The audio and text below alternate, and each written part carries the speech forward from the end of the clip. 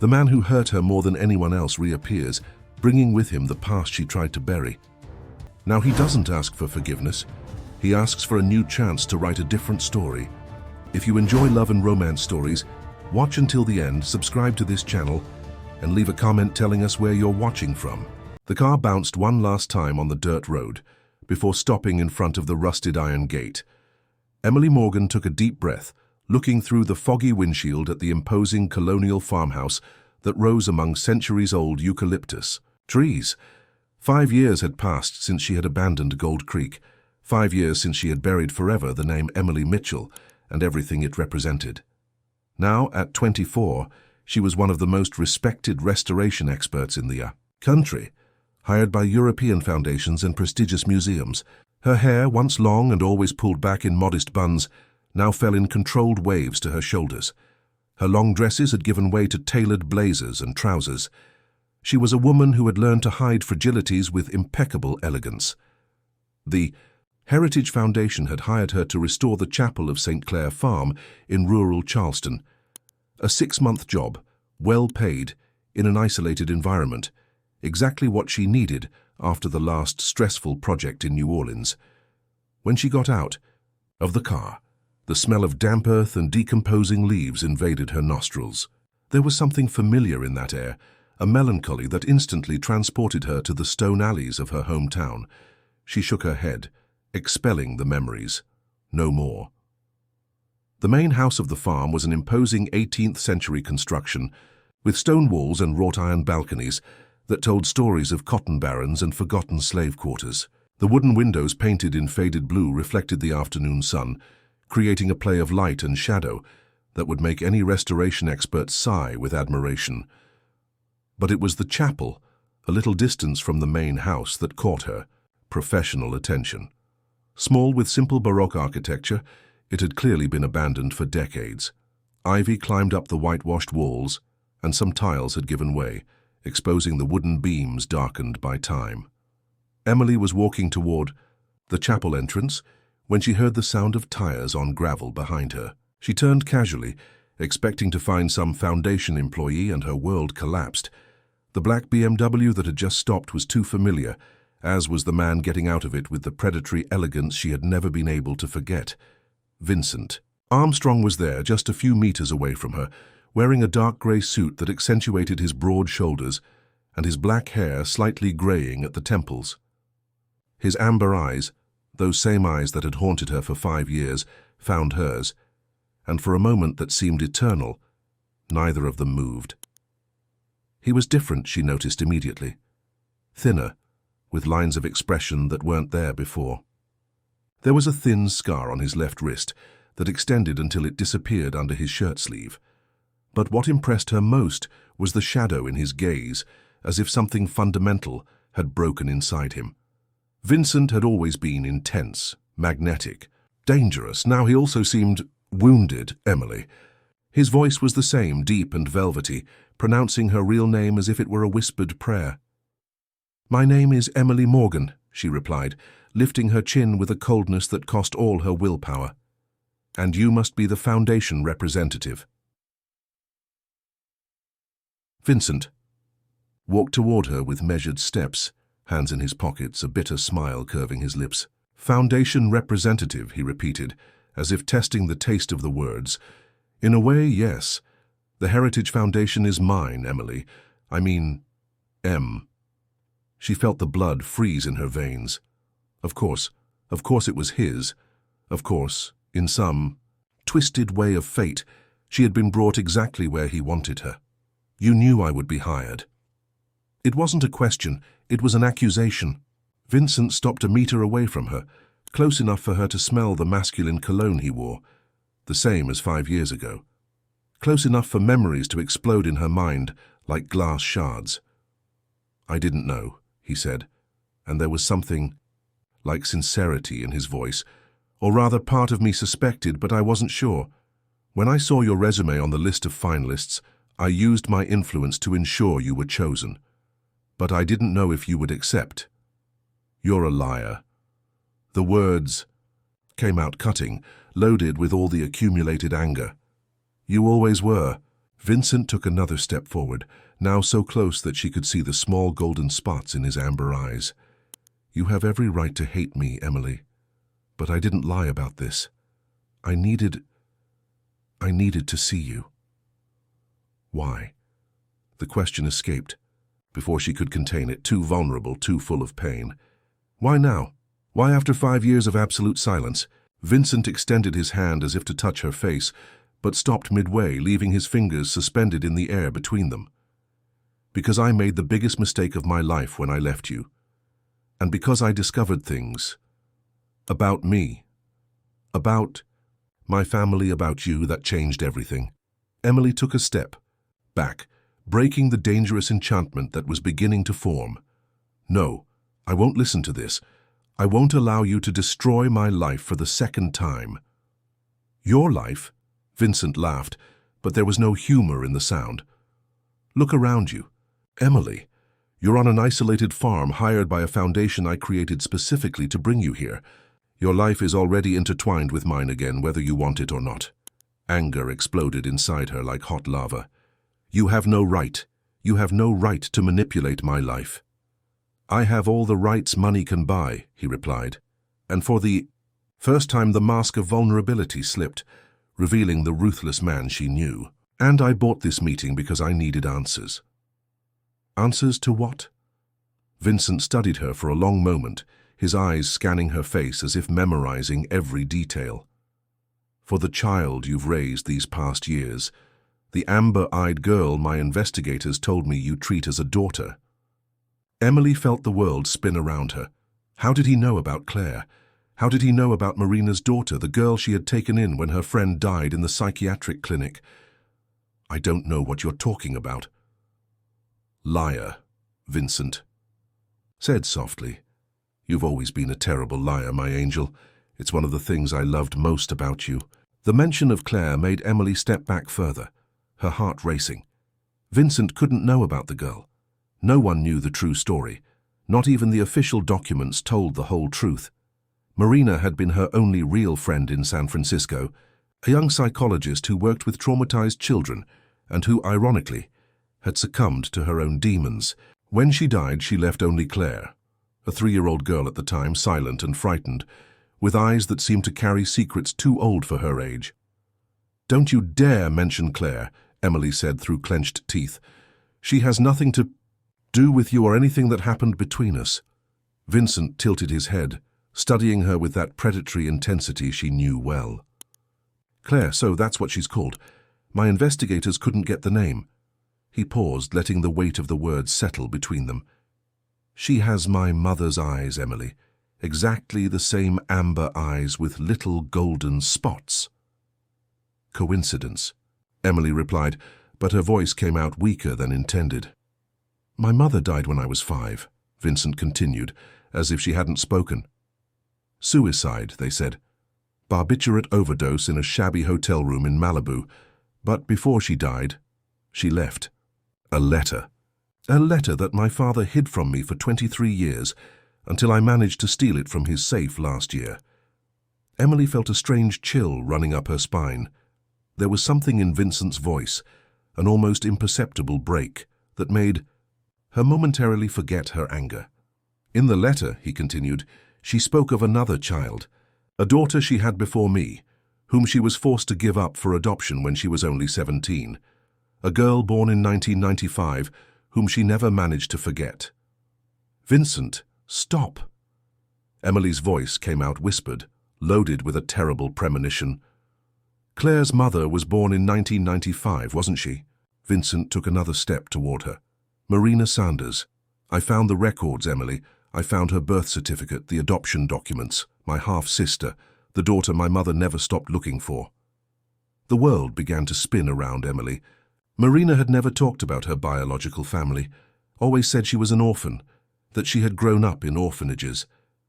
But now, looking at Vincent, seeing the raw pain in his eyes, she began to understand the terrible irony of fate that had united them. If Marina was my half-sister, Vincent continued relentlessly, then Claire is my niece, and you, my angel, have been taking care of the only family I have left without even knowing. That's impossible, Emily murmured, but even as she pronounced the words, the pieces began to fit in her mind. Marina's inexplicable depression, the panic attacks when she saw rich and powerful men, the way she shrank whenever someone mentioned Charleston, and Claire, with her impossible eyes and precocious intelligence, always asking about the father she had never known. Vincent took a folded photo from the inside pocket of his suit, extending it to her. It was a black and white image of a young woman, no more than 20, holding a baby. The woman had the same amber eyes as Claire, the same delicate face shape. "This is my mother, Helen Armstrong, with my older sister. The photo was taken on the day she was forced to give up the child." Emily took the photo with trembling hands. The resemblance was undeniable. Marina had exactly the same nose, the same curve of the lips. "Why are you showing me this?" "Because for the past 2 years, since I discovered the truth about my family, I've been looking for Marina. When I finally found her, she had already been dead for 3 years, but I discovered she had a daughter, and that daughter was being raised by a woman named Emily Morgan." Vincent paused, his eyes darkening. "A woman who used to be called Emily Mitchell. You set all this up." The realization hit Emily like a punch to the stomach. "The foundation, the work in the chapel, bringing me here, you set it all up." "I needed to meet Claire," Vincent admitted without remorse. "She's the only family I have left, and you, whether you want it or not, are part of that family now." "I'm not your family," Emily spat, but the words sounded hollow even to her. "You've raised my niece for 2 years. You're the only mother she knows." Vincent's voice softened, acquiring an almost pleading tone. "That makes you my family, Emily. That makes you more important to me than anyone else in this world." Emily shook her head violently, trying to process the information. It was all too much, too complex, too painful. "I need to leave. I need to go back to San Francisco, to Claire." "Claire is safe," Vincent said quickly. "I hired the best caregivers. She's being watched 24 hours a day." "You what?" Emily's voice went up an octave, hysterical. "You have no right to watch my daughter." "Our daughter," Vincent corrected softly. "At least that's how I intend to treat her, if you'll let me." "Never." The word came out cutting, definitive. "I will never allow you to come near Claire, not after what you did to me." Vincent was silent for a long moment, studying her face. When he spoke again, his voice was laden with deep sadness. "What I did to you was unforgivable, Emily. I know that. But Claire is not to blame for my mistakes. She deserves to know her family, deserves to know where she comes from." "She comes from me," Emily said fiercely. "I am the only family she needs." "And her father? Doesn't Claire ever ask about her father?" Emily hesitated, and Vincent caught the hesitation immediately. "She does ask, doesn't she?" He took another step forward. "And what do you tell her?" "I tell her that her father died before she was born," Emily murmured. Vincent smiled, but there was no humor in the expression. "Technically, it's not a lie. The man who impregnated Marina really did die. But not before Claire was born. He died when he found out he had a daughter." "How do you know who Claire's father was?" "Because I killed him." The words fell between them like stones in a lake, creating shockwaves that spread through the silence. Emily backed away, her eyes wide with horror. "It was an accident," Vincent continued, his voice dangerously calm. "Or at least that's what I told the court. Self-defense. He was trying to blackmail my father using compromising photographs of Marina. When he discovered she had died and left a daughter, he wanted to use the child to extort money from the Armstrong family." Vincent paused, his eyes meeting hers. "I couldn't let that happen. I couldn't let him hurt Claire as he had hurt her." "Mother." "You're a murderer," Emily whispered. "I am many terrible things, my angel," Vincent replied softly. "But I am also the only man in this world who would kill and die for Claire, and for you." Emily spent the night sleepless in the small inn of the neighboring town, refusing to stay at the farm as Vincent had suggested. Her hands trembled as she dialed Claire's number repeatedly, but the call always went to voicemail. The nanny she had left with the girl also didn't answer, and a cold desperation began to settle in her chest. Vincent wouldn't lie about something like this, she knew. He was capable of many cruelties, but using Claire as a bargaining chip would be too low even for him. Or would it? The next morning, she returned to the farm with iron determination. If Vincent wanted games, she would play, but by her rules. She found him in the chapel, already wearing work clothes, examining the walls with a professional magnifying glass.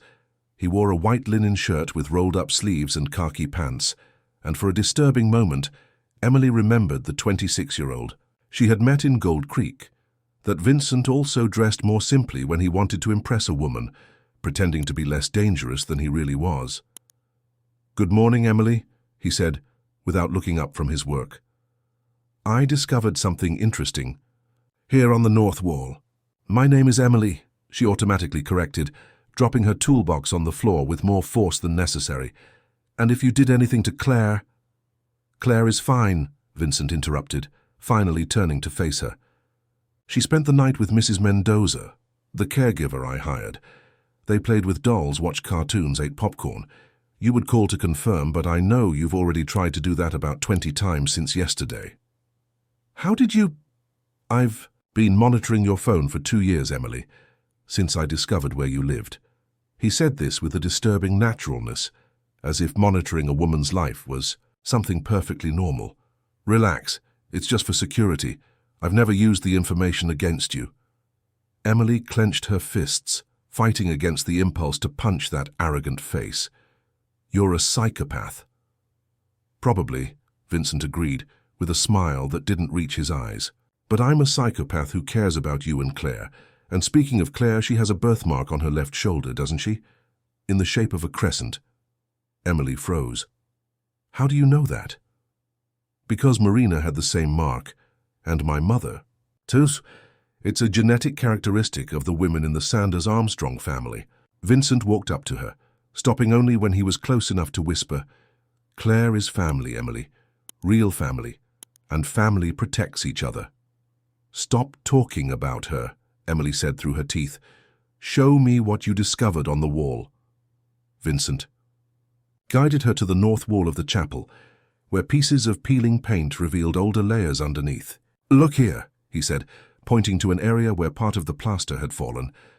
"There are inscriptions on the original wall, letters, maybe even names."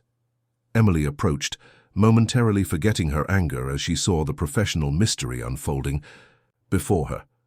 Carefully, she removed a few more loose pieces of paint, revealing letters engraved directly in the stone. "It's Latin," she murmured, leaning in to examine it better. "Wait, no, it's Old English. 18th century, I'd say. Can you read it?" Emily took a thin brush from her case and began to work delicately on the surface. The letters appeared, gradually forming words, then phrases. "Helen, love, forbidden." She read slowly. "It's about a woman named Helen and a forbidden love." Vincent stiffened beside her. "Helen, like my mother." "Must be coincidence," Emily murmured, but continued cleaning. More words appeared, telling a fragmented story of passion and tragedy. "This Helen fell in love with a married man, someone with power. She speaks of secret meetings, of broken promises." Emily paused, one of the phrases making her freeze. "She was pregnant." "Continue." Emily worked for a few more minutes, revealing more of the tragic story. She was accused of witchcraft. The man who impregnated her abandoned her to save his own reputation. Helen was, oh my God, what is it? She was burned alive right here in this chapel. Emily moved away from the wall, disturbed. This chapel was built on the site where a woman was executed for witchcraft in the 18th century. A woman named Helen, who was pregnant by a powerful man. Vincent ran his hands through his hair, agitated. "This can't be coincidence." "Why not?" "Because my mother was named Helen, had nightmares about being burned alive, and died after being abandoned by a powerful man." Vincent walked to the dismantled altar, his hands visibly shaking. "She used to say she carried a family curse, that the women of our lineage were condemned to love men who would destroy them." Emily felt a chill running up her spine. "Vincent, these are just coincidences?" He laughed bitterly. "My mother died for love of a man who never acknowledged the children she gave him. Marina died insane, traumatized by an abusive relationship. And you—" He looked at her intensely. "You were almost destroyed by me." "Don't be dramatic." "I'm not being dramatic," Vincent exploded, punching the wooden altar. "I'm seeing a pattern, a repetition. And Claire is at the center of it all." Emily approached him cautiously. There was something wild in his eyes, a hopelessness she recognized from her own darkest moments. "Vincent, are you okay?" "No," he answered with brutal honesty. "I haven't. Been okay for years, since I left you in Gold Creek, actually." He looked at her, vulnerable for the first time. "Do you want to know why I left? Why I abandoned you after that night?" Emily nodded, unable to speak. "Because the next morning, while you were still sleeping, I received a call from my father. He had discovered about us, had investigated your life, your family, everything. And he told me exactly what would happen if I continued with you." Vincent paused, taking a deep breath. "He said you would be destroyed, that he would use all his influence to ensure you never worked again, that your grandmother would lose her house, that you would be publicly exposed as the woman who seduced a married man." "You were married?" The question came out as a horrified whisper. "Engaged. Engaged for 3 years to a woman I never loved, daughter of an important business partner." Vincent laughed bitterly. "An arranged engagement, for political convenience, but legally binding according to the contracts my father had signed." Emily sat heavily on one of the fallen beams, processing the information. "So you chose to protect your business." "I chose to protect you." Vincent turned to her, his eyes blazing. "My father wasn't bluffing, Emily. He had ruined women before, had destroyed entire families for less. And I was young, cowardly, in love enough to believe that being away from me would be better for you. It wasn't your decision to make. I know that now." Vincent approached her, kneeling in front of her. "I know I made a terrible mistake. I know I should have stayed, should have fought, should have trusted you to face anything with me." Emily looked at the man kneeling before her, seeing for the first time beyond the mask of arrogance and control. There was real pain there, genuine, remorse. But there was also danger, the same dark magnetism that had attracted her 5 years ago. "And what changed?" she asked softly. "Why did you bring me here now?" Vincent took her hands in his, ignoring how she stiffened at the touch. "Earth, because my father died 6 months ago, because I'm free from the contracts that bound me, and because I discovered I have a family worth fighting for." His eyes met hers. "You and Claire are my chance at redemption, Emily. The only chance I have of not repeating the mistakes of my lineage." At that moment, a noise interrupted them. Footsteps at the entrance of the chapel, followed by a female voice calling, "Vincent, darling, are you there?" Vincent rose quickly, releasing Emily's hands. A tall and elegant woman appeared at the entrance, wearing an impeccable white dress and jewelry that probably cost more than Emily's annual salary. Her blonde hair was tied in a sophisticated bun, and her icy blue eyes swept the chapel until they rested on Emily with barely disguised curiosity. "Ah," the woman said, her smile not reaching her eyes, "you must be the restoration expert." Vincent positioned himself slightly in front of Emily, a protective gesture that didn't go unnoticed by either woman. "Vanessa, what are you doing here?" "I came to see how the project is going, of course," Vanessa replied, walking toward them with measured steps. "After all, I'll soon be the owner of this property too." Emily felt her stomach sink. "Owner?" Vanessa extended her left hand, displaying a huge diamond ring on her ring finger. "Vanessa." "Montgomery, Vincent's fiancée. And you are?" "Emily Morgan," she replied automatically, shaking the woman's cold hand. "What a pleasure to meet you." Vanessa turned to Vincent, possessive. "Darling, you didn't tell me the restoration expert was so young." Vincent remained silent, but Emily could feel the tension radiating from him in almost palpable waves. At that moment, she understood that the game was just beginning. Vanessa's presence completely transformed the atmosphere in the chapel. Where before there had been an intimate and dangerous tension between Vincent and Emily, now hung an icy discomfort, that made the air seem thinner. Emily observed the interaction between the two fiancés, noting how Vincent subtly moved away whenever Vanessa tried to touch him, how his jaws contracted when she spoke. There was no love there. There was something much darker. Obligation, perhaps. Even poorly disguised hatred. Vincent told me the project will last 6 months, Vanessa continued, walking through the chapel as if she were already its owner. I hope there won't be any delays. Our wedding is scheduled for December, and I'd like the restoration to be completed for our engagement album photos. December? Emily couldn't hide the surprise in her voice. Christmas Eve, Vanessa smiled, but there was something sharp in the expression. It will be a small ceremony, just 300 guests. Intimate, you know? She turned to Vincent. Darling, didn't you mention our date to Miss Morgan? Vincent remained silent, but his eyes met Emily's for a moment, loaded with meaning. 6 months. He had brought Emily there knowing he would get married in 6 months. Well, Emily said, forcing professionalism into her voice, 6 months is more than enough time for the restoration. You'll have your perfect chapel for the photos. Wonderful. Vanessa clapped her hands like a satisfied child. And Vincent, we need to talk about the tasting menu for tomorrow. The French chef we hired is eager to present his suggestions. Vincent finally spoke, his voice loaded with a coldness that Emily knew well. Vanessa, I'm in the middle of a work meeting. Work? Vanessa laughed, a crystalline and artificial sound. Darling, since when are you personally interested in restorations?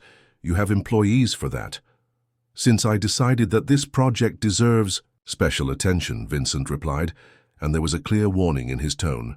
Vanessa seemed to catch the message because her expression hardened slightly. Of course, well, I don't want to interrupt.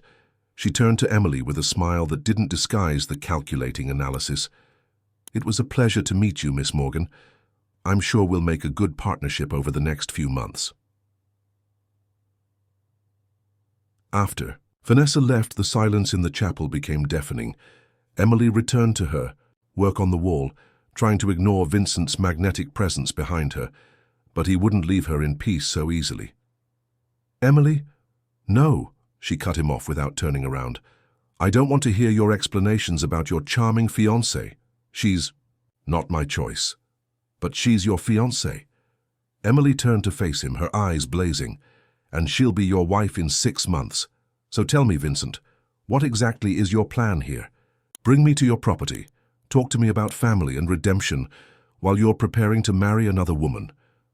Vincent ran his hands through his hair, agitated. The marriage to Vanessa was arranged by my father before he died. There are contracts, financial agreements, business mergers. There are always contracts with you, aren't there? Emily laughed bitterly. Always a convenient excuse not to make the right choices.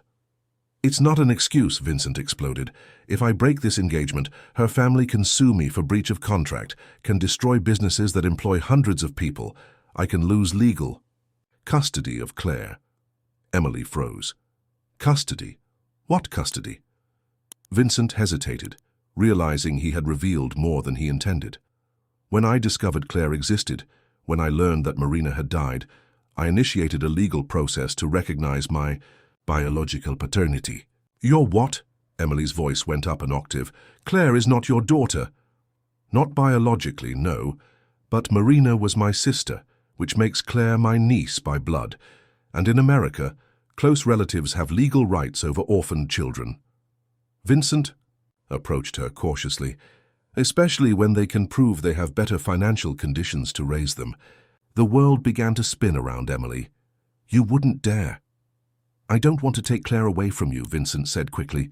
I want us to raise her together. I want us to be a real family. A family? Emily laughed hysterically. You, me, Claire and your wife. What kind of sick family is that? The marriage to Vanessa is just paper. A commercial alliance, it means nothing. It means everything, Emily shouted. It means you're still the same cowardly man from 5 years ago, still choosing convenience over courage. Vincent grabbed her by the arms, his fingers digging into her skin. Do you think I don't want to cancel this wedding? Do you think I wouldn't give everything I have to be able to choose freely? Then do it.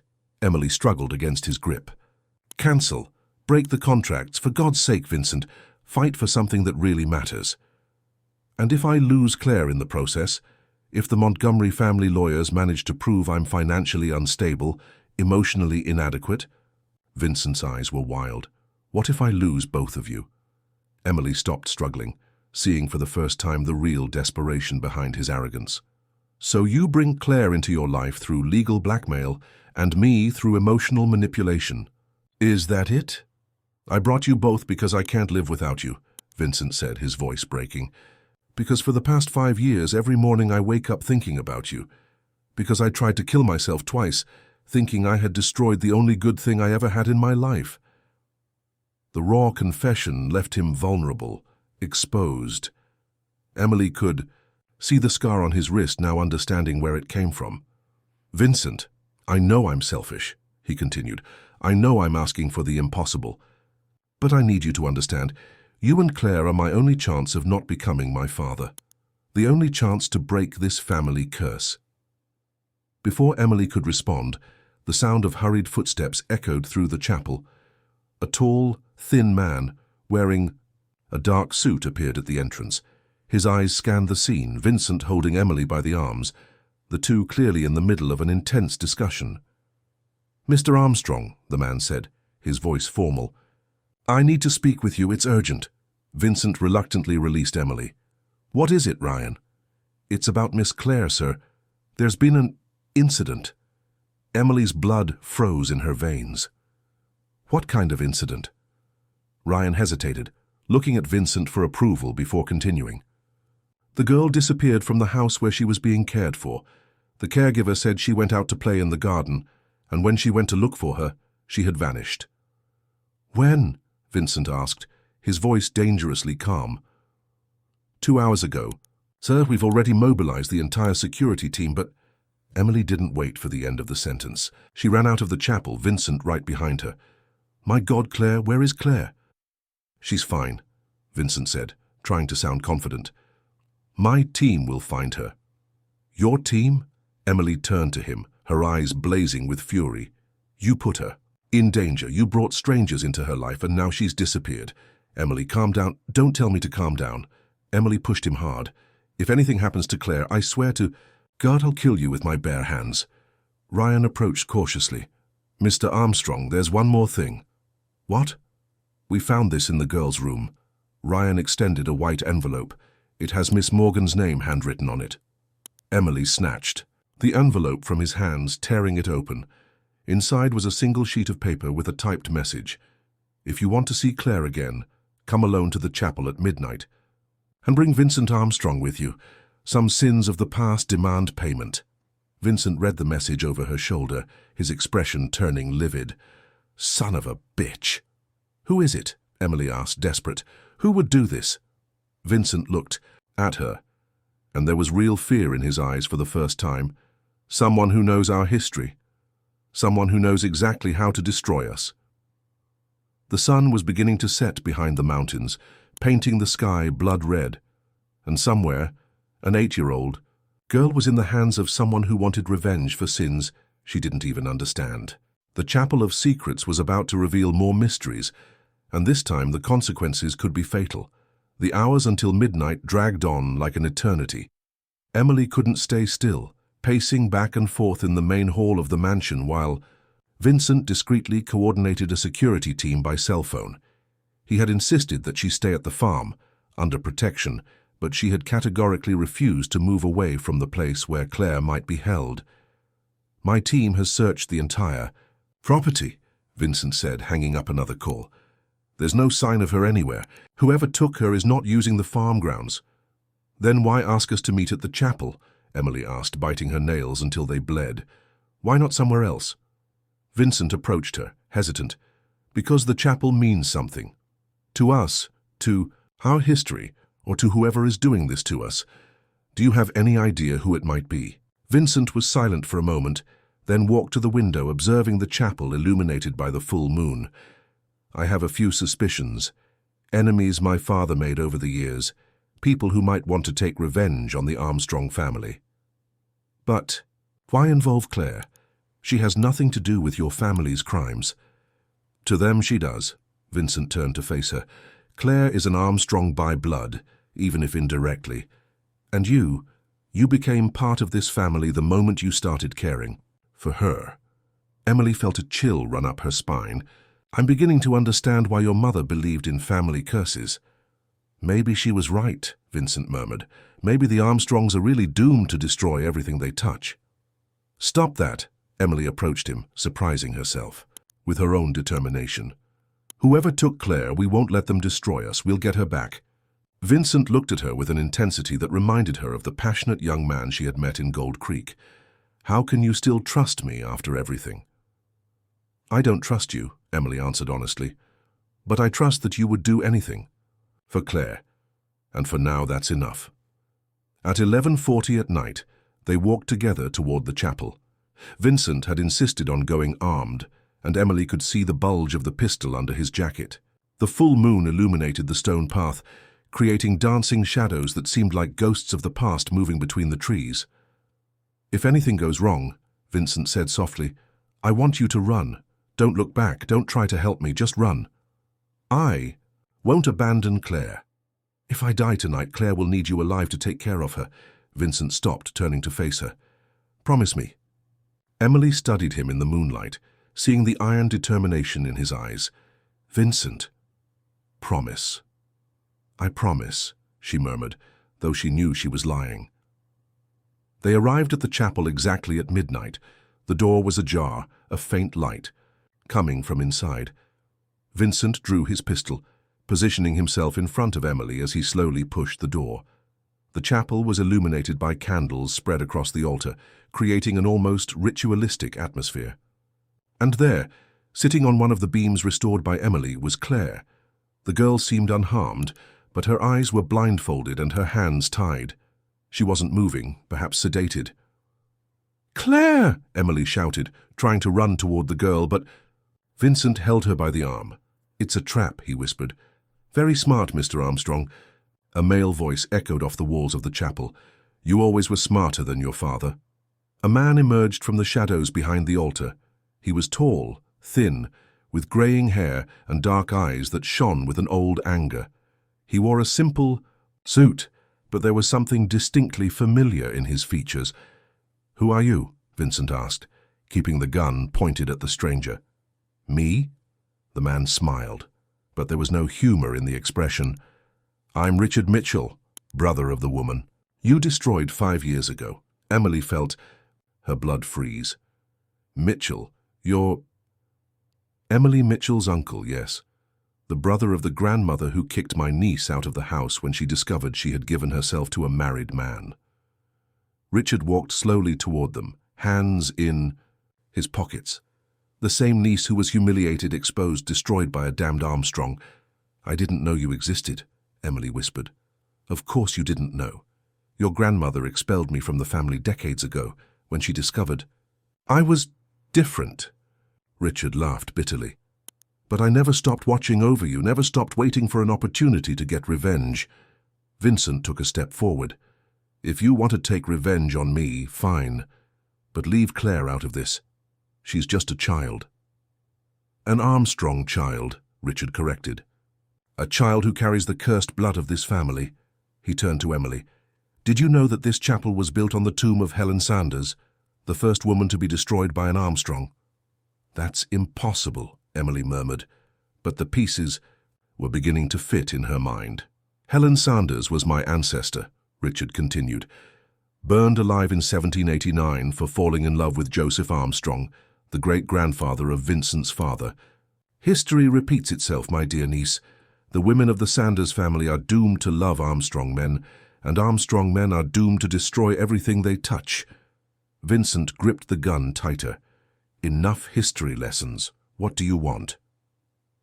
Justice, Richard replied simply. I want Vincent Armstrong to feel the same pain my family felt. I want him to choose between the woman he loves and the child he considers family. No, Emily whispered, understanding the cruelty of the plan. Richard took a pistol from his pocket, pointing it at Claire. You have a choice, Mr. Armstrong. You can shoot me and try to save the child, but I'll have enough time to kill her before I die. Or you can shoot Emily, sparing Claire but losing the woman you love. You're insane, Vincent said, his voice trembling with anger. "I'm delivering justice," Richard corrected.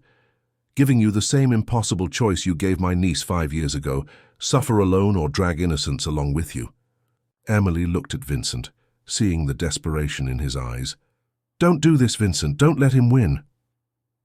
"There's a third option," Vincent said slowly, slightly lowering his gun. "Which is?" "I kill myself. Here now, in front of both of you. I end the Armstrong family curse once and for all." "No!" Emily screamed, but Richard smiled. "Interesting. But it's not enough, Mr. Armstrong. Your death wouldn't pay for the humiliation my family suffered." "Then what would?" Richard thought for a moment, his eyes shining with malice. "Your public confession. The whole truth about how you destroyed Emily Mitchell, about your family's crimes, about the murder you committed to protect Claire. All broadcast live to the entire press." Vincent hesitated. "And if I do that, you'll release Claire and Emily." "I'll release Claire," Richard corrected. "Emily stays with me. She's family, after all. She has the right to decide if she wants to take personal revenge on the man who destroyed her." Emily looked at Richard with horror. "I would never harm Vincent. Even after everything he did, even knowing he's going to marry another woman in a few months?" Richard tilted his head. "Even knowing he only brought you here to use Claire as a bargaining chip." "That's not true," Vincent said firmly. "Isn't it?" Richard laughed. "Then why haven't you cancelled the wedding yet? Why are you still engaged to Vanessa Montgomery?" Vincent remained silent, and that silence was more devastating than any answer. "I'll do it," Vincent finally said. "I'll confess everything. I'll turn myself into justice, but only after Claire is safe." Richard considered the proposal. "Very well, but first I want you to kill the man who really destroyed your mother, the man who ordered her to be abandoned while pregnant." "My father is dead," Vincent said, confused. "Not your father, idiot." Richard pointed to the entrance of the chapel. "Him." Everyone turned to see Vanessa entering the chapel, pushing a wheelchair. Sitting in the chair, breathing with difficulty through an oxygen machine, was an elderly man with icy eyes whom Emily immediately recognized from the newspaper photos. "Hello, my son," said August Armstrong, the patriarch of the family who was supposed to be dead for 6 months. "The time has come for you to know the whole truth." The silence in the chapel was deafening. Vincent stared at the man in the wheelchair with a mixture of shock and horror, his gun trembling in his hands. August Armstrong, the patriarch who had faked his own death, was there, alive, breathing with difficulty through oxygen tubes, but with his eyes still shining with the same cold cruelty that Vincent knew so well. "Surprised, my son?" August smiled, though the effort clearly exhausted him. "Death is just another business that can be falsified when you have the right resources." Vanessa positioned herself behind the wheelchair, her delicate hands on the chair's grips, but there was something different in her posture. The aristocratic elegance had given way to a hardness that Emily had never seen before. "Why?" Vincent asked, his voice coming out hoarse. "Why fake your death? Why all this staging?" "Because I needed to test you, Vincent. I needed to see if you had finally become the heir I always wanted, or if you were still the weak and sentimental boy who fell in love with that girl in Gold Creek." Emily felt as if she had been punched in the stomach. "You knew. From the beginning, you knew about us." August turned his icy eyes to her. "Of course I knew, my dear. I knew everything. His visits to the town, the romantic walks, even the night you spent together in the studio." He paused, breathing with difficulty. "I allowed it to happen." "Lie," Vincent whispered. "It's not a lie, my son. I needed you to experience love so you could then learn to destroy it. I needed you to understand that feelings are weakness, that family is just power, that women are just tools." August coughed, bloodstains appearing on the handkerchief Vanessa offered him. "Your estrangement from Emily was a test, and you passed." Emily looked at Vincent, seeing the growing horror in his eyes. "You didn't pass by chance. He planned everything." "Richard here was very helpful," August continued, weakly gesturing to Emily's uncle. "He came to me 2 years ago, wanting revenge against our family. I offered him something better, participation in the complete destruction of Vincent Armstrong. Richard smiled bitterly. I discovered that killing his body would be insufficient. It was necessary to kill his soul first. But I don't understand, Vincent said, still pointing the gun at Richard. If you're working together, why all this staging? Why bring Claire into the middle of this? Vanessa finally spoke, her voice without any trace of the aristocratic sweetness from before. Because Claire is the key to breaking you completely. Vincent, she represents everything you never had. Real family, unconditional love, innocence. And I, August continued with effort, wanted to see you choose between your selfishness and your redemption. I wanted to see if you would sacrifice your happiness for the child, as I sacrificed mine for the company. Emily approached Vincent, ignoring the guns pointed at her. Don't listen to them, Vincent. This is manipulation, exactly like 5 years ago. But this time it's different, August laughed, the sound echoing macabrely through the chapel. This time the consequences are real. Richard isn't bluffing about killing Claire and Vanessa. He looked at Vincent's fiancée with something that could be pride. Vanessa isn't who you think she is. Vincent turned to face her. What does he mean? Vanessa pulled a pistol from inside her elegant purse, pointing it directly at Vincent's heart. My real name is Vanessa Sanders Montgomery. I am a direct descendant of Helen Sanders, the woman who was burned alive for falling in love with an Armstrong. That's impossible, Emily murmured. Very possible, Vanessa corrected. Helen had a younger sister, Margaret, who fled to France. When Helen was executed, there she married a French nobleman and changed her name. I am Margaret Sanders' great-great-great-granddaughter. Richard nodded. When I discovered her existence 3 years ago, we got in touch. We discovered we shared the same desire for revenge against the Armstrongs. And the marriage? Vincent asked, his voice barely more than a whisper. It was my idea, August replied. What more poetic way to destroy an Armstrong than to make him marry a Sanders? The irony was delicious. Vanessa smiled, but there were tears in her eyes. Do you want to know what's most ironic, Vincent? I really did fall in love with you. During these months of engagement, seeing you fight against your demons, seeing you try to be a better man, I fell in love with the enemy. Then stop this, Vincent pleaded. Stop this madness. We can find a solution. There is no solution, August said firmly. There are only choices, and you will make yours now. Richard approached Claire, his gun still pointed at the unconscious girl. Last chance. Vincent, choose who dies, Emily or Claire. Choose now or I kill them both. Vincent looked from Emily to Claire, then to Vanessa, then to his father. Emily could see the agony in his eyes, the internal war being waged.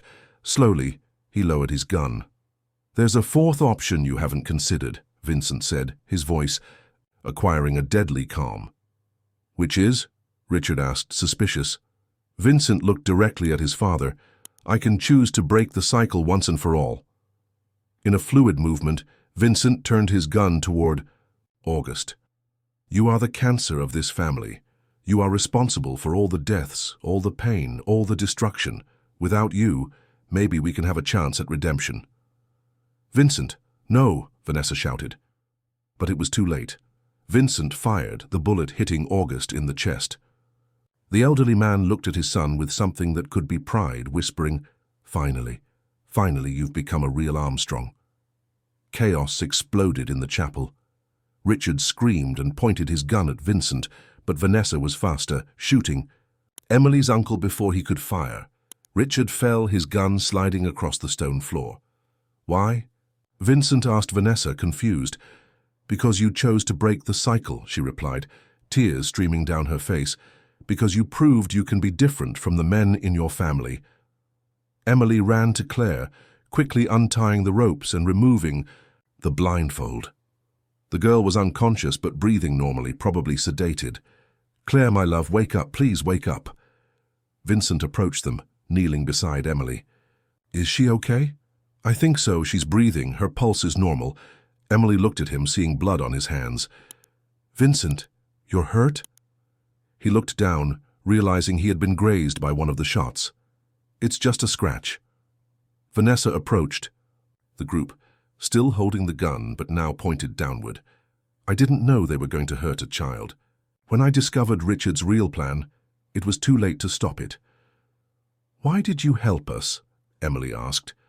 Vanessa looked at Vincent with an expression of deep pain. "Because I saw in his eyes the same thing Helen Sanders must have seen in Joseph, Armstrong's eyes centuries ago, true love. And I realized that breaking that love wouldn't bring my ancestor back." Claire began to stir in Emily's arms, moaning softly. "Emily? Where am I?" "You're safe, my love," Emily whispered, hugging the girl tightly. "You're safe now." Vincent hesitantly extended his hand, touching Claire's hair. "Hello, little one. My name is Vincent." Claire opened her eyes, focusing on his face.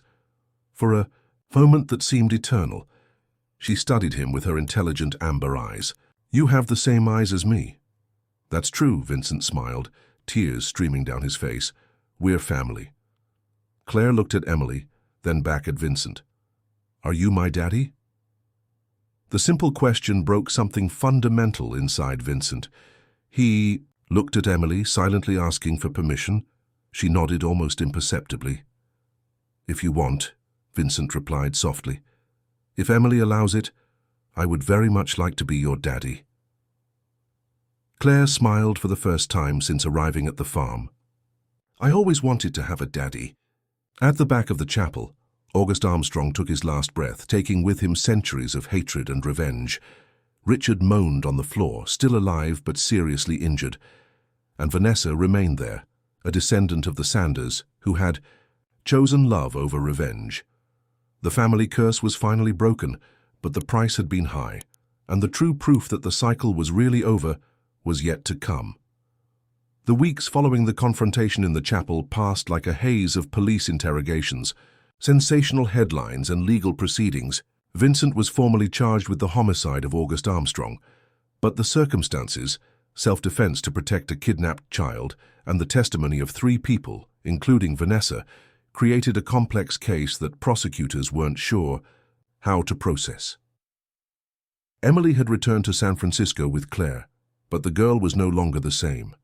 The traumatic events had left marks, frequent nightmares, refusal to sleep alone, and a strange fixation on asking about Vincent. She had spent only a few hours with him, but some primitive connection had formed between uncle and niece that Emily couldn't fully understand. "When is Vincent going to visit us?" Claire asked for the 10th time that morning, playing distractedly with her favorite doll. Emily sighed, closing the laptop where she was working on a digital restoration project for a European museum. Remote work had become a necessity after journalists discovered her address and began camping out in search of statements about the secret romance of the small-town heiress with the murderous magnate. "Vincent is taking care of important legal matters, my love. He can't travel now." "But he said we were family," Claire insisted, her amber eyes shining with contained tears. "Why doesn't family stay together?" The innocent question hit Emily like a dagger. How to explain to an 8-year-old that the adult world was too complicated to allow simple, happy endings? How to say that Vincent could go to prison, that she herself still didn't know if she could trust him again? That families sometimes loved each other from a distance to protect themselves? The phone rang, interrupting her thoughts. It was a Charleston number she didn't recognize. "Hello? Emily?" The voice was familiar, though more fragile than the last time they spoke. "It's Vanessa." Emily hesitated. Since the confrontation in the chapel, she didn't know exactly how she felt about the woman who had posed as Vincent's fiancée to execute a revenge plan, but who in the end had chosen to save them. "Hi, Vanessa. How are you?" "Complicated," Vanessa laughed without humor. "Physically fine, emotionally, well, that's another story. Can I talk to you?" Emily looked at Claire, who had focused again on her doll. "Sure. What happened?" "Vincent is worse than you can imagine. After you left, he collapsed. He's not eating, barely sleeping. He locked himself in the farm and refuses all visits, including from the lawyers." Emily felt her stomach tighten. "The lawyers can't abandon him now." "They can't, but he's sabotaging his own defense. Says he deserves to go to prison, that he'll finally pay for the sins of the family. Vanessa paused. Emily, I think he's planning to kill himself. What? Emily whispered, lowering her voice so as not to alarm Claire. I found letters he wrote, one for you, one for Claire, one for the lawyers confessing all the crimes he committed in his life. He's putting his business affairs in order, like someone who doesn't plan to be around to manage them. Emily closed her eyes, feeling a familiar pain spreading through her chest. Even after everything, even after all the betrayal and manipulation, the idea of Vincent hurting himself still devastated her inside. Why are you telling me this? Because you're the only person who can save him, Vanessa replied simply. Because, despite everything he did, you still love him, and because Claire needs her uncle alive. Emily opened her eyes, finding Claire looking at her with concern. Mommy, Emily, are you crying? Only then did Emily realize that tears were streaming down her face. It's nothing, my love. Keep playing. Emily? Vanessa's voice sounded again on the phone. I can't, Emily whispered. I can't go through this. Again, I can't let him destroy my life once more. He won't destroy your life. He'll destroy his own life, and you'll live forever knowing you could have prevented it. The line was silent for a long moment. Finally, Emily asked, Where are you? At the hospital. Richard survived, but he's in a coma. The doctors don't know if he'll wake up. Vanessa paused. I stay here every day, you know? Even after everything he did, he's the only connection I have to my real family. Vanessa, you can hate me for what I did, Emily. You can blame me for participating in Richard's plan, for lying to Vincent, for helping to put Claire in danger. But you can't deny that in the end, I chose you. I chose love over revenge. Emily stood up, walking to the window of her apartment. Down below, life continued normally in San Francisco. People going to work, children playing in the park, couples walking hand in hand. A simple and safe life, far from the destructive intensity that Vincent represented. What do you want me to do? Go to him, or at least talk to him before it's too late. And then, let's say I stop him from doing something drastic. What happens next? He goes to prison or goes free, and we go back to the same destructive dance as always. Vanessa was silent for a moment before answering. Emily, can I tell you a secret? Something I discovered in August's papers after he died. What? Vincent never inherited the family's dirty money. Everything he has, all the companies, all the investments he built on his own, away from his father's business. August kept the two assets completely separate purposely, as a final test. Emily felt as if the floor had moved under her feet. What do you mean? I mean that Vincent may not be the man you think he is, may not carry the same curses his father carried. Vanessa took a deep breath. And I mean that, if you give him a chance, maybe you'll discover that the love between you is real. Not manipulation, not convenience, not revenge, just love. After hanging up the phone, Emily stood at the window for a long time, watching the city move below. Claire approached, holding her doll. Mommy, Emily, are you sad because of Vincent? Emily looked at the girl, seeing in those amber eyes a wisdom that went beyond her 8 years. How do you know? Because you get sad the same way I get when I think about my real mom, Claire replied simply. And because Vincent had sad eyes. Too, like he was losing someone very important. Emily knelt before Claire, holding her small hands. Claire, if I say we might need to take a trip, would you be up for it? Claire's eyes lit up. To see Vincent? To try to save Vincent. Claire nodded seriously. Family saves family, right, Mommy Emily? Yes, my love, Emily murmured, pulling the girl into a tight hug. Family saves family. That night, while Claire slept, Emily made 2 calls. The first was to her boss, at the museum, asking for an extended leave. The second was to a car rental company. The next morning they were on the road to Charleston. During the trip, Emily tried to prepare Claire for what they might find. Vincent could be sick, sad, confused. He might not want to see them. He might be so wounded inside that it would be dangerous to be near him. But we're going to help him get better, aren't we? Claire asked, looking out the window at the passing mountains. "We'll try, my love, we'll try." As she drove along the winding roads leading to the farm, Emily wondered if she was doing the right thing, if she wasn't just putting herself back in the line of fire of a man who had broken her heart once and could do it again. But when she thought about the possibility of Vincent no longer being in the world, when she imagined Claire growing up without truly knowing the uncle who had chosen to protect her with his own life, she knew she had no choice. Love, she discovered, was not a rational decision. It was a force of nature, destructive and creative at the same time, impossible to ignore or control. And maybe, just maybe, it was strong enough to break even the oldest curses. The farm seemed abandoned when Emily and Claire arrived late in the afternoon. The gate was ajar, creaking with the wind, and vegetation had begun to grow wildly along the stone paths. There were no signs of employees, security, or any human activity. It was as if the place had been forgotten by the world. After the tragic events in the chapel, Emily parked the car in front of the main house, observing the closed windows and drawn curtains. Only one window on the second floor showed a faint yellowish light, like from a candle or lamp. Claire slept in the passenger seat, exhausted from the long journey, and Emily hesitated to wake her. Perhaps it would be better to leave her in the car while she checked if Vincent was really there and in what state. But as she observed the silent farm, a figure emerged from the shadows of the garden. It was Vincent, but unrecognizable. He was too thin, bearded, wearing wrinkled clothes that looked like they hadn't been changed for days. His eyes, when they met hers through the car's windshield, were empty of any emotion. He didn't seem surprised to see her there. In fact, he didn't seem to feel anything.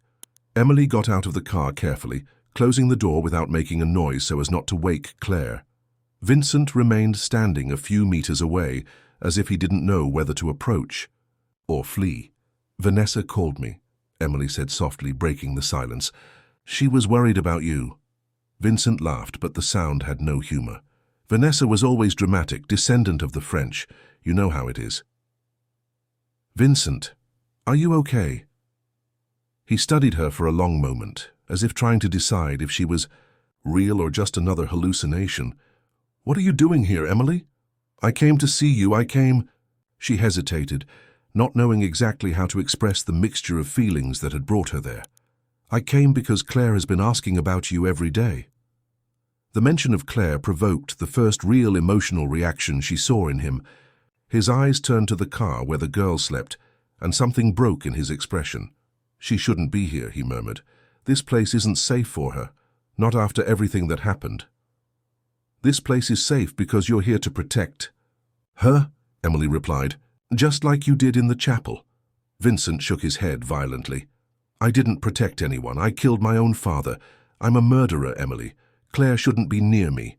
You saved our lives." "I destroyed our lives," Vincent exploded, but keeping his voice low so as not to wake Claire. "From the moment I met you, I've only brought destruction. To you, to Claire, to everyone who has the misfortune to come near me." Emily approached him slowly as if dealing with a wounded animal. "Vincent, you're not your father. You're not responsible for his crimes." "Am I not?" Vincent laughed bitterly.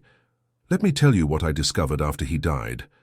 Let me tell you how many people were destroyed over the years to keep the Armstrong Empire running. How many families were evicted. How many politicians were corrupted. How many women were silenced." His hands were visibly shaking. "And I benefited from all of this.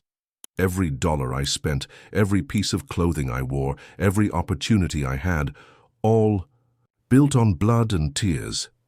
But you changed that. Vanessa told me you built your own company away from your father's dirty business." "Too late," Vincent whispered. "The damage was already done, and now Claire will grow up knowing her uncle is a murderer. She'll carry that mark for the rest of her life." Emily extended her hand, lightly touching his arm. He shuddered, as if the touch burned but didn't move away. "Claire doesn't see you as a murderer. She sees you as family, as the man who saved her. She's a child. She doesn't understand." "She understands more than you think." Emily looked back at the car, where Claire was beginning to stir, slowly waking up. "And she needs you, Vincent.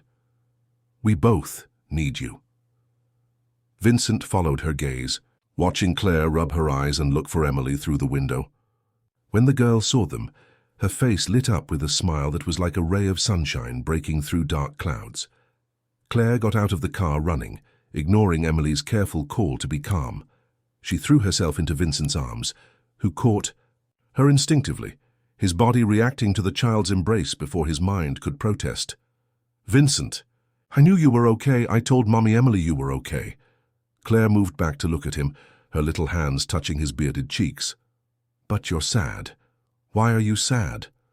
Vincent looked at Emily over Claire's head, his eyes full of contained tears.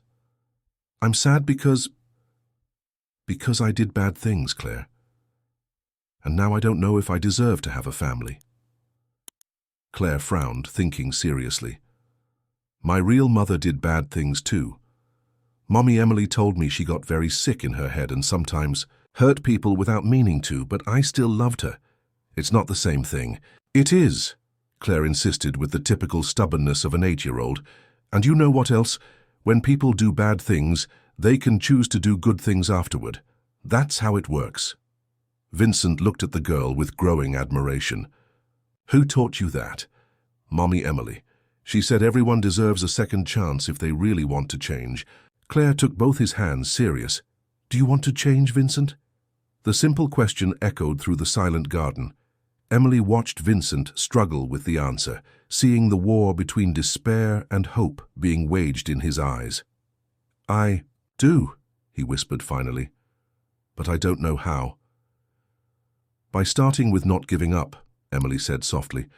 "By starting to fight for the crimes you really committed, instead of punishing yourself for the crimes you didn't commit." Vincent looked at her intensely. "And then, if I manage to forgive myself, if I manage to live with what I did, what happens between us?" The question Emily had avoided during the entire trip was finally there, suspended in the air between them. Claire looked from one to the other, clearly sensing the adult tension she didn't fully comprehend. "I don't know," Emily answered honestly. "I know I'm still afraid of you, afraid of what you represent, of the chaos that always surrounds your life. But I also know that—" She paused, taking a deep breath. "I also know that I love you. I always have, even when I tried to convince myself otherwise." Vincent gently placed Claire on the ground, his eyes not leaving Emily's. "I love you too, since that first afternoon in Gold Creek, when you showed me the Church of Mercy and said that beauty and suffering always go together. You didn't know you were describing exactly how I would feel about you for the rest of my life." "So are you going to get married?" Claire asked, jumping from one leg to the other with excitement. Emily and Vincent laughed simultaneously, the first demonstration of genuine joy either of them had felt in weeks. "One day," Vincent said, looking at Emily, "if she wants, if we can find a way to be a family without destroying each other." "We will," Claire said with the absolute confidence of childhood, "because now we're 3, and 3 is much stronger than 1. As the sun set behind the mountains, painting the sky pink and gold, the 3 walked together toward the house. There was still much to resolve, legal issues, emotional issues, the uncertain future that awaited them. But for the first time in months, Emily felt there was hope. At the entrance to the house, Vincent stopped. "Emily, before we go in, I need you to know something." "What?" He looked at her with an intensity that reminded her of the passionate young man she had met years ago. "If you stay, if you decide to build a life with me, I promise I will never make decisions for you again. I will never try to protect you by staying away. Whatever the future brings, we will face it together." Emily studied his face, looking for signs of the subtle manipulation she knew so well, but all she saw was raw vulnerability, desperate love, and something new, humility. "And I promise not to run away at the first difficulty," she replied. "I promise to fight for us even when it's scary." Claire took both their hands, uniting them. "And I promise to be the best daughter in the whole world." They laughed, and for the first time the sound echoed through the farm, not as something dark and melancholic, but as music, like the beginning of something new and beautiful born from the ashes of so much old suffering. The chapel might guard secrets of past tragedies, but the main house would now harbor memories of future hope. 6. Months later, the farm had completely transformed. Where abandonment once reigned, now there was pulsating life, carefully restored gardens, the chapel finally completed and converted into a small museum about the history of local families, and the main house, renovated to accommodate not just Vincent, but also Emily and Claire. The legal process had been complex but fair. Vincent was convicted of manslaughter, receiving a sentence of community service and mandatory psychological counseling. The fact that he had acted in self-defense to protect a kidnapped child weighed favorably in his judgment, as did his history of philanthropy and Claire's touching testimony, who insisted on telling the judge about how Uncle Vincent had saved. Her Richard had awakened from the coma, but with serious sequelae that left him partially paralyzed. Ironically, it was Emily who insisted on visiting him in the hospital, taking Claire along. The reunion between uncle and niece was tense but necessary. Richard, confronted with the reality of what his desire for revenge had almost cost an innocent child, asked for forgiveness with tears in his eyes. Emily forgave him not for him but for herself, because carrying hatred was a weight she no longer wanted to bear. Vanessa had become a constant presence in their lives, not as a romantic rival but as a true friend and Claire's chosen aunt. She had used her fortune to establish a foundation dedicated to helping orphaned children, naming it in honor of Helen Sanders. "It's my way of transforming the obsession with revenge into something constructive," she explained to Emily during one of their weekly lunches. Emily herself had found a new professional passion. Besides finishing the restoration of the chapel, she had initiated an ambitious project to catalogue and preserve the history of American women who had been silenced or persecuted over the centuries. The work had gained international attention, earning her invitations to lectures and consultations at European universities. But it was Claire who brought the greatest transformations to their lives. The girl had adapted to life on the farm as if she had been born for it.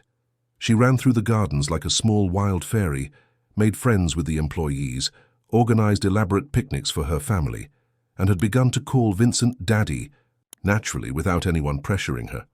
"Daddy Vincent," she said one Saturday morning, as the three of them had coffee on the veranda of the house, "why do you and Mommy Emily never kiss?" Emily almost choked on her coffee, and Vincent laughed, his eyes meeting hers with an amused sparkle. In the past months, they had rebuilt their relationship slowly, carefully.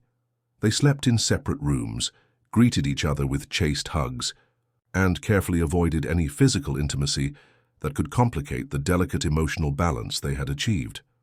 "Claire, those are adult things," Emily said, blushing. "But adults in love kiss," Claire insisted, with the relentless logic of an 8-year-old. "And you love each other, don't you?" Vincent extended his hand across the table, lightly touching Emily's fingers. "Yes, we do, little one. But sometimes, when people have hurt each other a lot, they need time to learn to trust each other again." "How much time?" Claire asked. "As much time as needed," Emily replied softly, intertwining her fingers with Vincent's. "There's no rush, my love.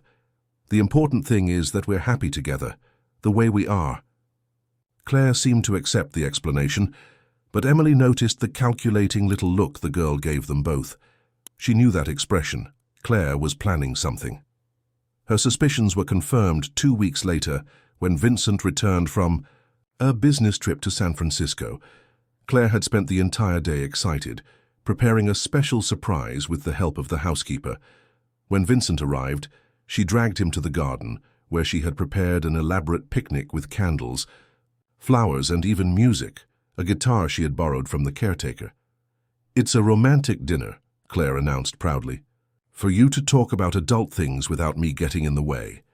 Emily and Vincent looked at each other, divided between amusement and emotion at the girl's gesture. "Claire, you don't get in the way of anything," Vincent said, kneeling to her level. "I know," she replied with confidence, "but you need time alone to decide whether you're going to get married or not, and I'm going to be inside watching a movie with Mrs. Carmen until you're done." Before either of them could protest, Claire had run back to the house, leaving them alone in the candlelit garden. "Our daughter is an incorrigible romantic," Vincent said, smiling. "Our daughter," Emily repeated, savouring the words. "Still. Sounds strange, doesn't it?" "It sounds perfect," Vincent replied, pulling her to sit beside him on the blanket Claire had spread on the grass. They were silent for a moment, observing the stars that were beginning to appear in the dark sky. The air was perfumed with jasmine, and the distant sound of crickets created a nocturnal symphony. "Emily," Vincent finally said, his voice low and serious. "I know we promised to go slow, no pressure, but—" He turned to face her. "I need you to know that not a day goes by without me thinking about what it would be like to wake up beside you every morning." Emily felt her heart race. "Vincent, let me finish," he asked. "I know we have a lot of past to overcome. I know you're still afraid of me sometimes, and you have every right to be. I know that building a real family after everything we've been through is scary, but I also know that what I feel for you is real. It's the most real thing I've ever felt in my life." Emily looked at the man before her, seeing no longer the arrogant magnate who had seduced and abandoned her, nor the broken man she had found months ago. She saw Vincent as he really was, complex, wounded, but fundamentally good, a man who had chosen change instead of repeating the destructive patterns of his family. "I know this is real too," she whispered, "and I know I don't want to be afraid anymore." Vincent moved closer slowly, giving her time to move away if she wanted. But Emily didn't move away. When he kissed her, it was gentle, reverent, as if she were something precious he had finally earned the right to touch again. The kiss deepened gradually, 5 years of separation and months of restraint dissolving in the heat of the moment. But when Vincent's hands moved to her waist, Emily gently pulled away. "Not here," she said, blushing. "Claire might see from the window." Vincent laughed, kissing her forehead. "You're right. Our daughter already has enough marriage plans without needing more encouragement." "Marriage plans?" Emily arched an eyebrow. "Oh, you haven't seen the drawings she made of us in a church? They're scattered all over her room." Emily laughed, imagining Claire's artwork. "And what do you think about that?" "About marriage?" Vincent became serious again. "I think I want to spend the rest of my life proving I deserve you and Claire. I think I want you to have my name, not because you need to, but because you want to. I think I want more children with you if you want. I think I want to grow old by your side." "It's a tempting thought," Emily admitted. "So is that a yes?" "It's a maybe if you ask me properly," she replied with a mischievous smile. Vincent stood up, extending his hand to her. "Come with me." He led her to the chapel, now transformed and beautiful, illuminated by the full moon entering through the restored windows. There, in front of the altar where so much tragedy had happened, he knelt. "Emily Mitchell," he said solemnly, "will you marry me? Will you build a family with me? Will you help me be the man Claire already believes I am?" Emily looked at the man kneeling before her, then at the chapel where they had discovered the tragic story of Helen Sanders, then back at him. "Yes," she whispered. "Yes, I will." When they kissed again, it was with the certainty that they had finally broken all the cycles. There were no more family curses, no more destructive secrets, no more fear of the future. There was only love, family, and the promise of a tomorrow built together. A year later, the chapel of St. Clair Farm was decorated with white and gold, flowers filled with guests who had come to celebrate not just a wedding, but the triumph of love over generations of hatred and revenge. Emily observed her reflection in the mirror of the room that had once belonged to Helen Armstrong, Vincent's mother, and that had now been transformed into her personal studio. The dress she wore was simple but elegant, made by a local seamstress, who had incorporated 18th-century lace found in the farm's trunks. Emily had insisted on wearing something with history, something that connected the past to the present in a positive way. Her hair was loose, falling in soft waves over her shoulders, and she wore the pearls that had belonged to her grandmother, a reconciliation gift from the old lady who had traveled from Gold Creek especially for the wedding. "Mommy Emily, you look beautiful." Claire appeared at the door, wearing a gold dress that made her amber eyes shine like jewels. She would be the flower girl, an honor she had taken very seriously, rehearsing her steps for weeks. "Thank you, my love. You look beautiful too." Emily knelt to adjust the sash on Claire's dress. "Are you nervous?" "A little bit," Claire admitted. "What if I trip in front of everyone?" "If you trip, you smile and keep walking. That's what we do when we trip in life, we keep walking." Claire nodded seriously, then asked, "Mommy Emily, after you marry Daddy Vincent, will you still be my mother?" The question hit Emily in the heart. During the past year, Claire had truly become her daughter, in all aspects that mattered, but they had never formally legalized the adoption. "I will always be your mother, Claire, always, always." Emily hugged the girl lovingly. "Actually, after today, you'll have official parents. What do you think about that?" Claire's eyes filled with tears of happiness. "I think it's the best thing in the whole world." A soft knock on the door interrupted them. Vanessa entered, stunning in a navy blue dress, carrying a bouquet of white roses and lilies of the valley. "The most beautiful bride in America is ready," Vanessa asked, smiling. "I am," Emily replied, accepting the bouquet. "How's Vincent?" "Nervous. As a teenager on his first date," Vanessa laughed. "Changed his clothes 3 times and is checking his watch every 2 minutes. And the guests? All arrived. Your grandmother is in the first row, crying with pride. Richard is in the second row." Vanessa hesitated.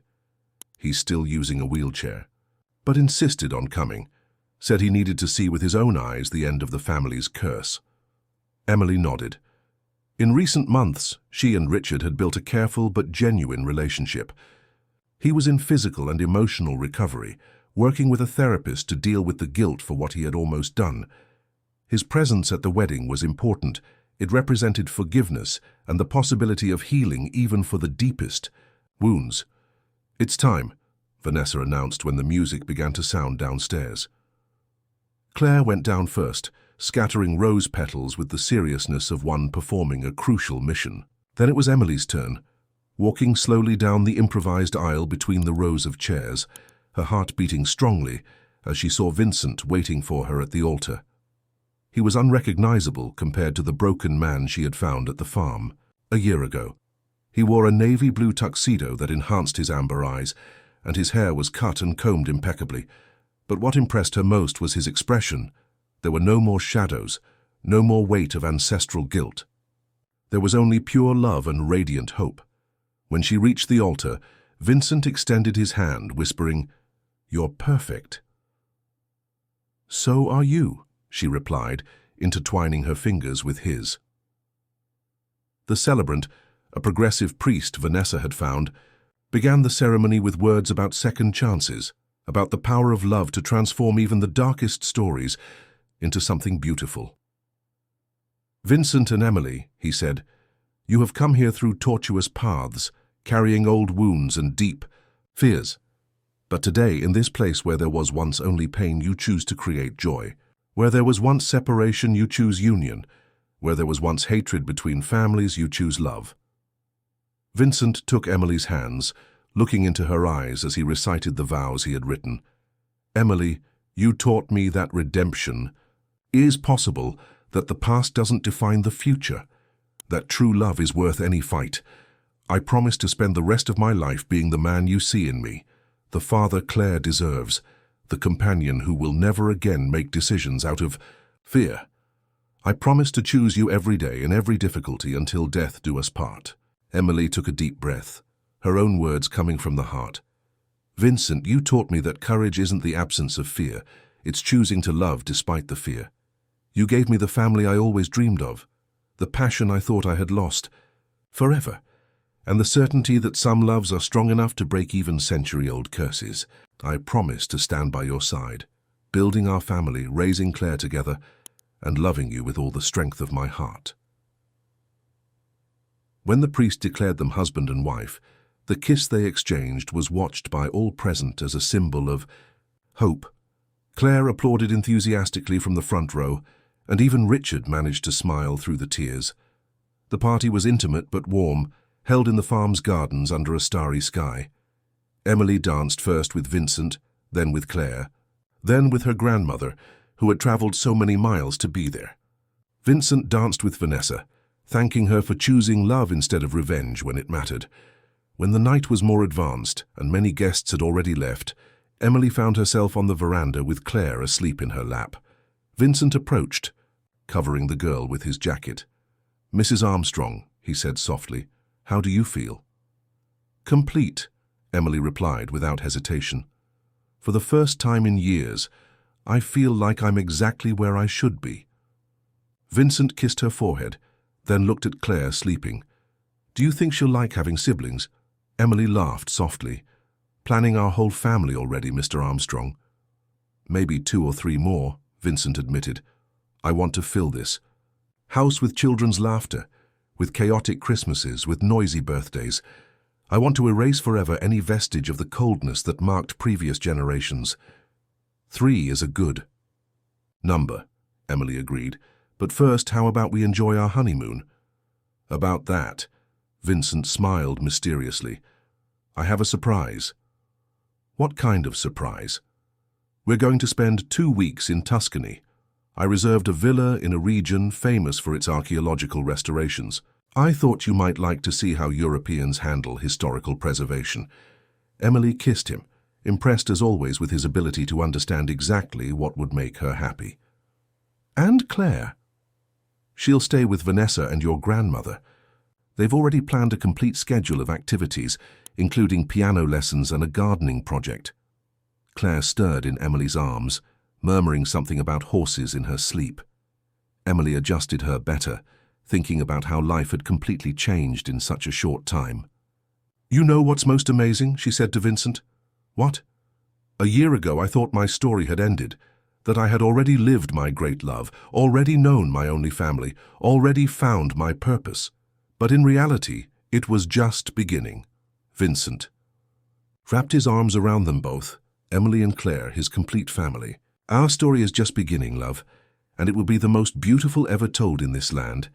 Above them, the stars shone over St. Clair Farm, witnessing the birth of a new generation of Armstrongs, a generation defined not by power or revenge, but by love, forgiveness, and the courage to choose hope over fear. The chapel nearby still guarded the secrets of the past, but now also harbored the promise of the future. And in the main house, 3 people who had found each other through pain finally rested in